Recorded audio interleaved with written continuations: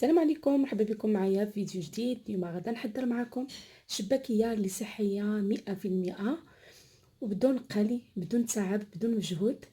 ما تمشيو فين، تبعوا الفيديو للاخير. خليكم مع المقادير وطريقه التحضير. بسم الله على بركه الله. العناصر اللي غادا نحتاجو في الشباكيه ديالنا، هنا عندي الدقيق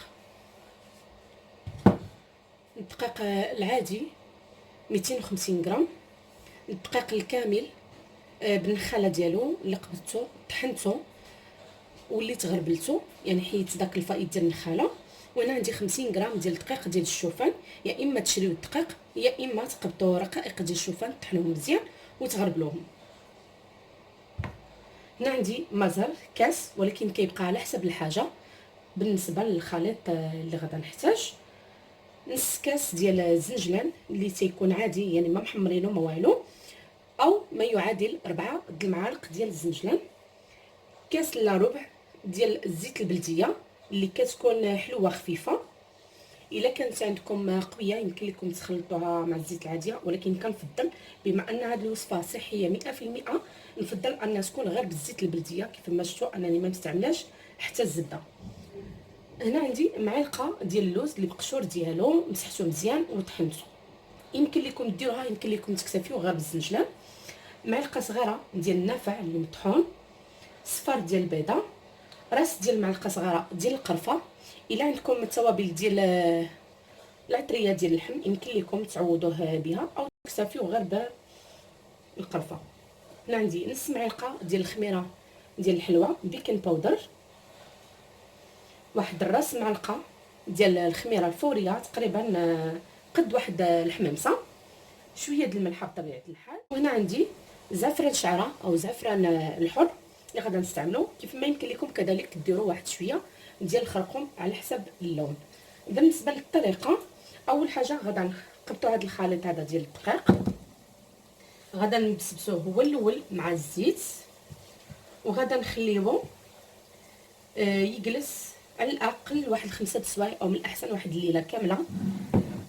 الزنجلان انا غادا نطحنوه مزيان حتى يتنيل ليا مزيان. ما طحنت الزنجلان غادا نضيفو على الدقيق،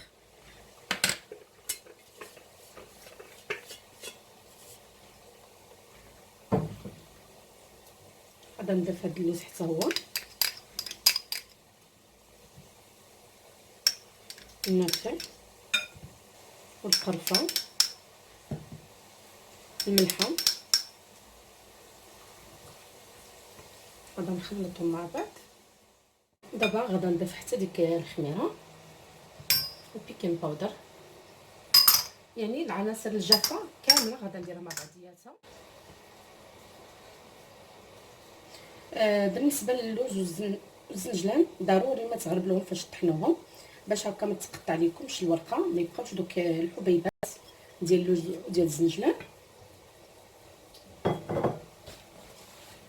كنضيفوا الزيت،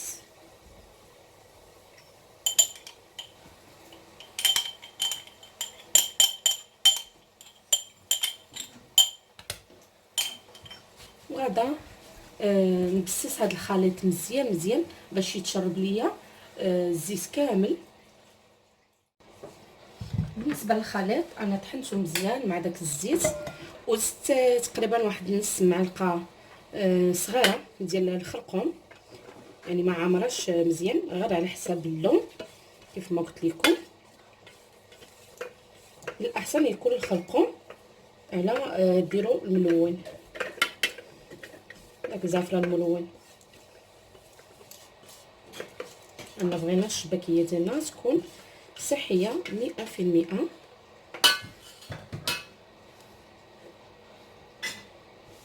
بالنسبه للناس اللي غادي يخدموها غير بيديهم، يعني ضروري ما تبقاو تاخذوا العناصر وتخدموها هكا مزيان بيديكم باش كتدخلوا ديك الماده الدسمه داك الزيت. ودابا انا غادي نغطي هذا الخليط هذا بفيلم اليمونتير ونخليه يرتاح على الاقل واحد ليله كامله من الاحسن. بالنسبه للخل وما الزهر والبيض، فاش غادا نبغيو نجمعوا العجين ديالنا يمكن لكم تعوضوا ما الزهر بالحليب حتى الحليب كيعطيها واحد الهشاشه اللي غزاله بزاف، وفي نفس الوقت كيجي المذاق ديالها رائع.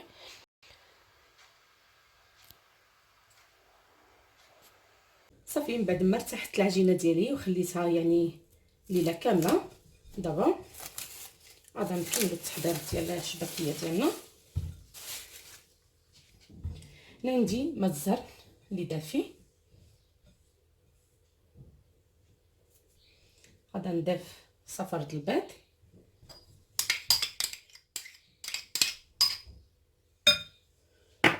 الخل كيف ما كنعرفوا ان الخل كيهشش لينا العجين.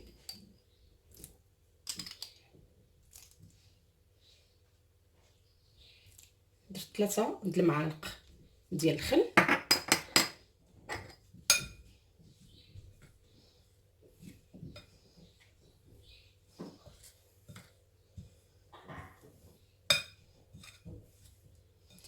غادي ندير العجين ديالي انا في الخلاط. يمكن لكم تجمعوا غير باليد ديالكم، ما كيحتاج لا لدليك لا والو، يعني خاصنا غير نجمعوا العجينه.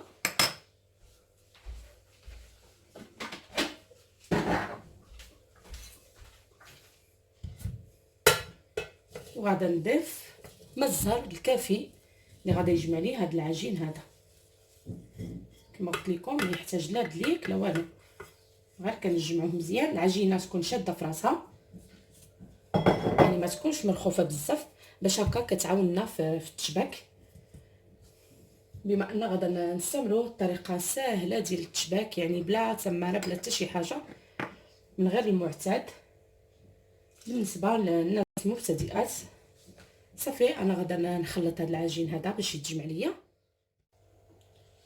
العجين ديالي هو هذا من بعد ما جمعته.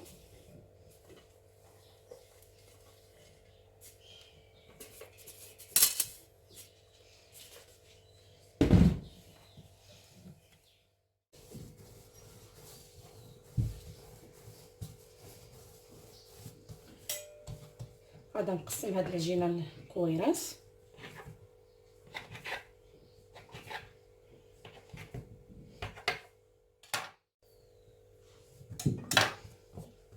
صافي. وغادا نديرو لهم الفيطاج.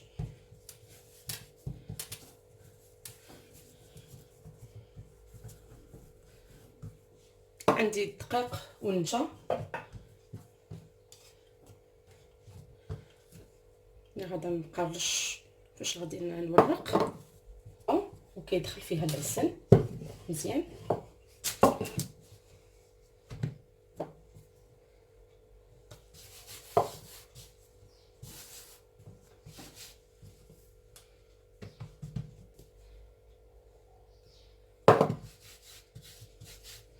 وغادا نطويها بحال الشكل اللي كنطويو المسمنه. دابا غادا ناخذ العجينه الاولى اللي ورقتها، وغادا نبسطها مره اخرى.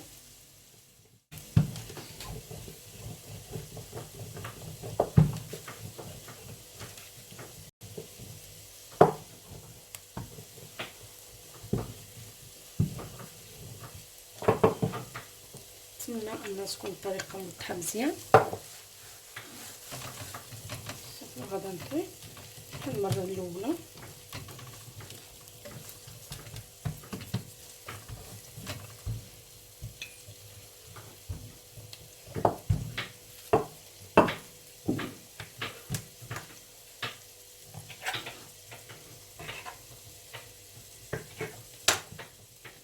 وغادا نكمل بنفس الطريقه حتى نسالي العجين ديالي كامل.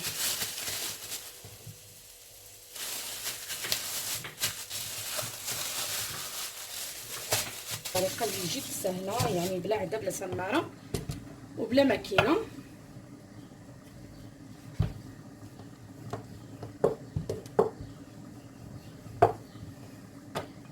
شويه د العرض،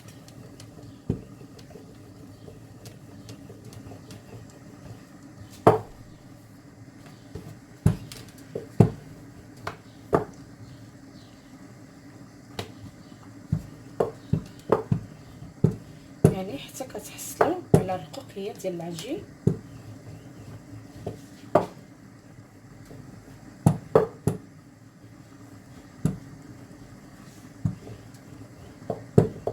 يعني واخا بلا ماكينه كنحصلوا على نفس النتيجه.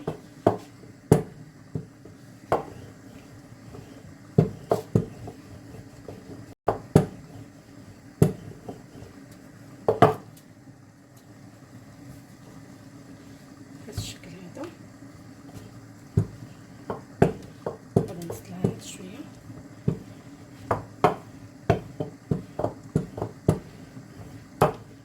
هذه ديال الفران ما كتجيش رقيقه بزاف بحال ديال القليان، يعني كتكون واحد شويه ماشي غليظه ولكن رقيقه، غير مختلفه شويه على ديال القليان.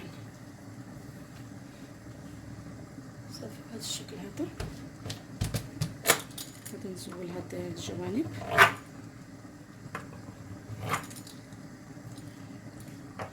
يمكن لكم تقادوا هاد الجوانب هادو، كما يمكن لكم تخليهم كيف ما هما.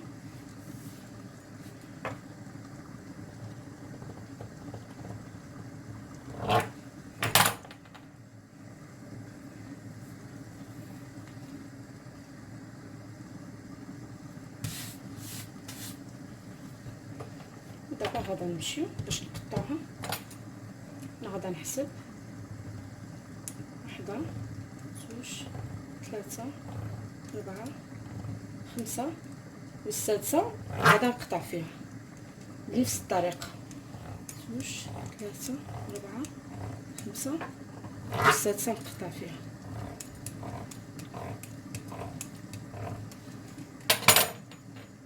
كناخذ العجين ديالي بهذا الشكل هذا. غادا ناخذ هاد الزوج نديرهم فوق من هادي وغادا نطويهم ثاني على هذا الشكل هذا. نتمنى ان يكون موضح لكم. غادا نمشي لهاد الجوانب هادو، هاد القنات غادا نجمعهم. كنحاول انني ندير داكشي بطيء باش انكم تشوفوا مزيان. هنا ضروري ما كتثبتوا مزيان. صافي غادا نشد هنا وغادا نحل ونقلب، وهنا غادا نجمع.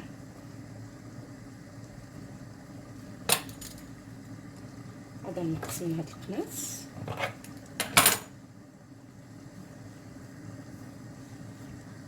بهذا الشكل هذا. ونعاود معكم ثاني هادو. غادا نحط هنايا باش تبان لكم مزيان. ناخذ هاد الزوج غنقلبهم على الزوج الاخرين وغادا نقلب الجهه الاخرى بحال الشكل اللي كنكونوا تصايبوا ديك من الشاشه. غادا نمشي لهاد القنت مع هاد القنت هكذا،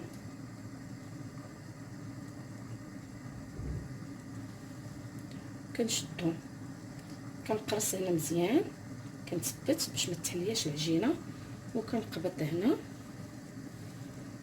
كنحل وكنقلب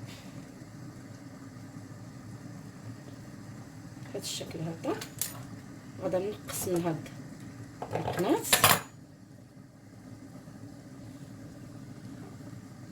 نتمنى ان تكون بينات لكم مزيان. صافي انا غادا نستمر بنفس الطريقه حتى كنسالي كميه ديال العجين ديالي كامله.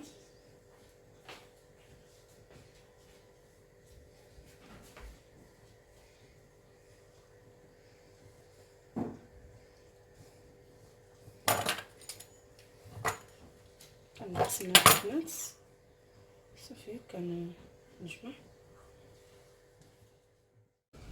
بالنسبه للشباكيه هذا هو الشكل ديالها. بالنسبه لهذه يلاه سلسه، هذه اللي سلسه من قبل كيف ما كيبان لكم اللون مختلف، يعني هذه راه نشفات وهذه راه باقه. بالنسبه للمازال استعملت داك كاس ونص ديال العنبه، قل واحد شويه، يعني فايت 4 كاس ديال العنبه والكاس. هذه اللي دخلتني في الكميه اللي استعملت انا. دابا انا غادا ندهن هاد الشباكيه هذه بالزيت البلت ديالي اللي عندي خفيفه اللي كنطيب بها. من الاحسن انها تكون حلوه خفيفه، ما ديروش بالقاصحه او تستعملوا غير الزيت العاديه. صافي انا درتها في هاد الرشاشه هذه. كيف ما يمكن لكم تاخذوا غير واحد الشيته صافي كدهنوا بها هاد الشباكيه ديالكم بهذا الشكل هذا. وعندي الفران اللي سخناته على 160 درجه، ما بين 170 و 160 درجه. طيب على الدهن حتى كطيب مزيان وتحمر تاخذ اللون، يعني ما تكونش النار طالعه باش ماشي غير تاخذ اللون وكتبقى لداخل باقا ما طيباش. دابا الشباكيه ديالي هي هذه، خرجتها من الفرن. عندي هنا العسل كما قلت لكم يكون بارد، ندير فيه شباكيه وهي سخونه.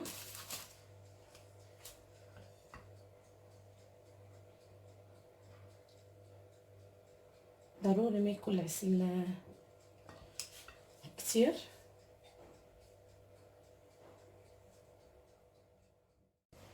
دابا غادا نزيد عليها العسل. كيف ما كتشوفوا انا عندي العسل ثقيل. غادا نخلي لكم رابط الوصفه ديالو في خانه الوصف اسفل الفيديو.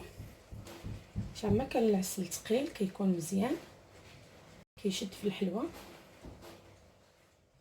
بعد ما خليت الشباكيه جلسات في العسل مزيان، دابا انا غادا نحاول نحيدها ونديرها تصفى.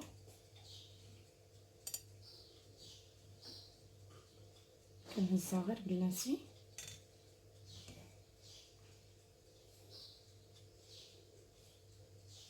وغادا نديرها تستقطر.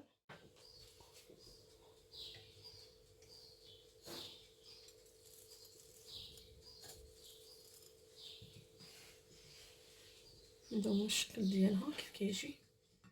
وهذا هو الشكل النهائي ديال الشباكيه ديالنا اللي بدون فرن، بطريقه اللي صحيه 100%. نتمنى ان هاد الوصفه تنال الاعجاب ديالكم وتجربوها. وإلا عجبكم الفيديو ما تنسونيش بلي لايك ديالكم وكذلك بالتعاليق لان اراكم كيهموني. ودابا غادا نوريكم كيف جات. كتجي كروكون وفي نفس الوقت هشيشه، شاربه العسل كتجي رائعه.